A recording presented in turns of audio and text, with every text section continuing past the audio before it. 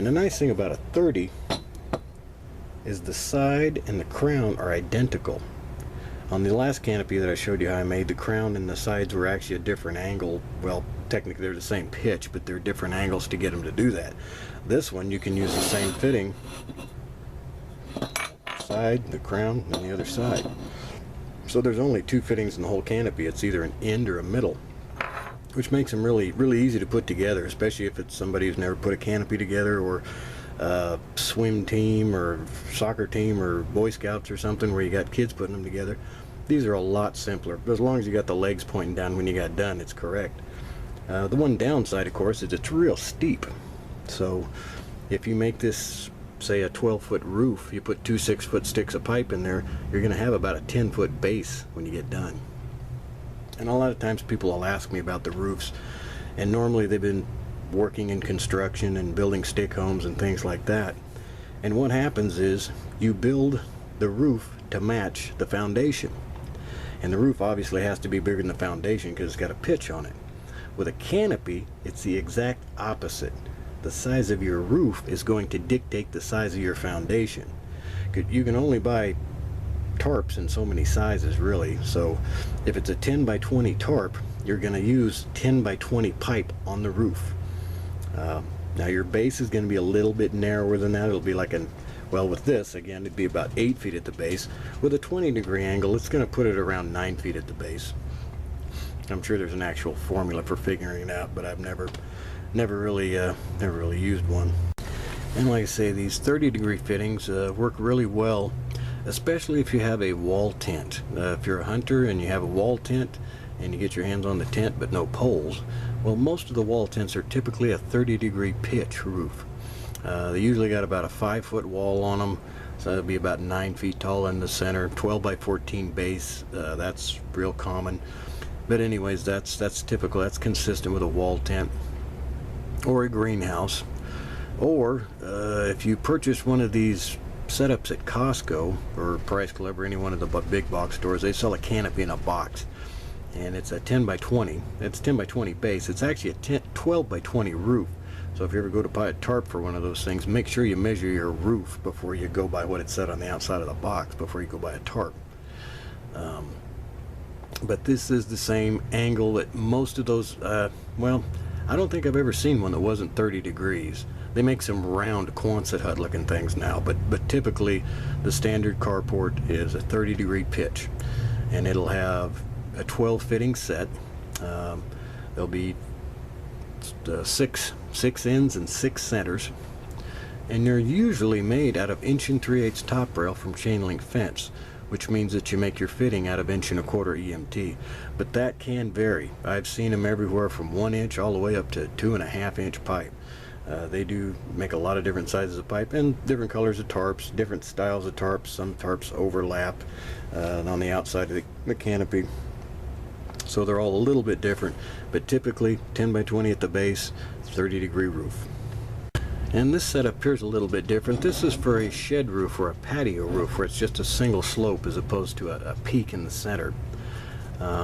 Normally on this you make your corner in the regular way. On the upper though, about the only way you can do this is to make an elbow. Weld one, cut a 90-degree elbow, tack it. Then the actual slope itself, in this case, which is about a 15-degree slope, and I just cut this at 15 degrees and got my angle set up on it and made sure it was true and square, and then tacked it and welded it that way.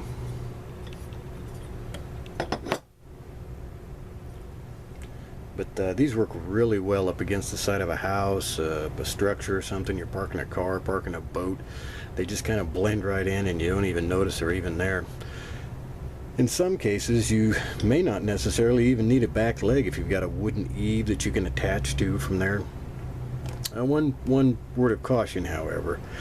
When you start attaching these to houses and you start putting sheet metal roofs on them and fiberglass roofs on them, which is entirely possible, especially with the larger sizes because they'll support quite a bit of weight, you might run into some problems with building code issues. And, you know, basically, if you live out in the middle of nowhere or you'd have neighbors that you get along good with, you're not going to have any problems. But if you neighbors call the building department every time something happens, or yeah, they're going to complain about this, and there's a good chance they might make you take it down. So be careful. And these fittings are all flat configuration. I use an awful lot of flats, sell a lot of them for building both flat roofs, and in some cases like T's and X's and stuff, people will actually use them on the side. These slide clean through, so they'll slide them up the side of the leg and then run bars across the side. Now you can put an oversized tarp on your canopy. If you've got a bar on the side, you can just drag the tarp over and hook it onto the bar and pull this down and tighten up the whole thing, and it's pretty much self-adjusting at that point. And then this is a flat corner. You can see that. These are for 3/4 inch EMT conduit. These fittings here are manufactured, obviously made in China. But sometimes that's, well, I buy and sell them all the time. Like I say, I make these things, but it's just cheaper to buy them already made up like this. And normally where you're going to find these locally is at a flea market, something like that. You can buy them online. The problem with purchasing these online, if you get it wrong, or you get the wrong parts, or you wind up sending stuff back and forth and it's a mess. If you have a local flea market where you can go talk to the guy, you know, establish whether or not you can bring the things back if they don't, you know, to trade them. Because like I say, I trade people on fittings all the time, because it's not as easy as it looks. It's pretty simple, but it has to be correct. And these are the main types of tarp that I use. Typically are silver and white. Those are a little heavier duty than these blue tarps. Blue tarps don't last very long, and they're just real thin. The silver and white are thicker. In fact, the silver, usually you won't be able to get any light through it at all. And the white is light permeable. White is nicer if it's something that's going to be overhead for parties or functions, weddings, that type of thing, or even greenhouses. You can grow plants under white tarps like crazy. The silver, again, blocks out all the light, so if it's a carport or you're covering a pool with it or something like that, it's a better option. And the blue, that's kind of a temporary thing, so blue, not the best option. Now, one of the problems with the solid tarps is they hook every bit of wind. When the wind comes, it just pops them and snaps them around. The worse, heavier the wind is, the worse it is. And it'll, if you get real bad wind, it'll rip the eyes out of the tarp. It'll take the grommets out of the tarp. And one of the ways to alleviate that is to use a bungee cord to attach the tarp. And this works pretty good. They don't seem to last quite as long as the tarp sometimes. Again, quality kind of varies. A lot of these Chinese products, you know, you get one, it's never the same one twice. So, but that's the way it goes. But they're cheap and they're easily replaceable. You can also put these on with rope, zip ties, any number of things. But again, they don't have quite as much give as a bungee cord. In fact, one of the better ways to do it is to actually lace the thing on with rope. What happens when you lace it on with rope is it kind of carries the load across all the grommets at the same time, instead of just yanking on one grommet at a time. But it works pretty well. It's a little labor intensive, you know, weaving that thing in there, but it's not expensive, and the rope lasts a long time. And this is another form of tarp that I use quite a bit. This is screen mesh, and this works really well in the wind, because obviously the air goes through it. Sun comes through it. This particular one I think is about a 70% tarp.